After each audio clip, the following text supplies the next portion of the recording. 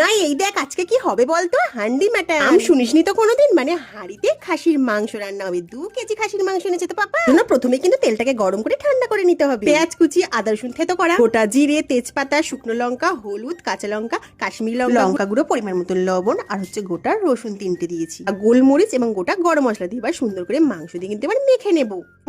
মাটনটা এভাবে করবে। আরে শোনাই, প্রথমবার এভাবে খেয়ে তুই দেখ কেমন লাগে। হাঁড়ির মধ্যে তেলটা দিয়ে ভালো করে মাখিয়ে নিলাম। হাঁড়িটা কিন্তু আগে থেকে ভিজিয়ে রেখেছিলাম। ব্যাস এবার মাটনটা দিয়ে দিই হাঁড়ির মধ্যে।